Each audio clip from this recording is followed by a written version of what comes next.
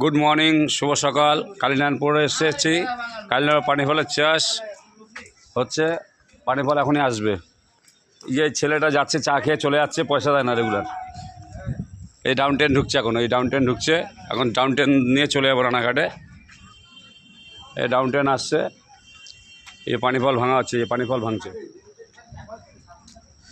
এই ট্রেন ঢুকছে ডাউনে, এখন চলে যাবো ট্রেন ধরে। এ অবধি রাখলাম, এখন পরে আবার করা হবে ভিডিওটা। ট্রেন ঢুকছে, চলে যাবো। ভাইরা, ভিডিওটা কেমন হলো লাইক করে জানাবে। কালিনারায়ণপুরে এসে একদিনে চায়ের পয়সা দেয় না। আজকে 5 টাকা বহুত কষ্টই দিয়েছে ওই যে লোকটা, বহুত কষ্টে 5 টাকা দিয়েছে। দেওয়ার পর আবার চাও খেয়েছে, 3 টাকার চা উসুল তুলে নিয়েছে। আবার বলছে যে আমি কালকের থেকে আর পয়সা দেবো না, আর আসবো না এখানে। তাহলে এই ছেলেটা, এই লোকটার কী করতে হবে? এই লোকটাকে কিছু করা যাবে তো? তাহলে এখানে আসতে দেবো না, শহরের মধ্যে থাকা যাবে না। এই আমরা এই কজন আছি, এই কজন ছেলে পেলে যে এই ছেলেটা দেয় রেগুলার চায়ের পয়সা।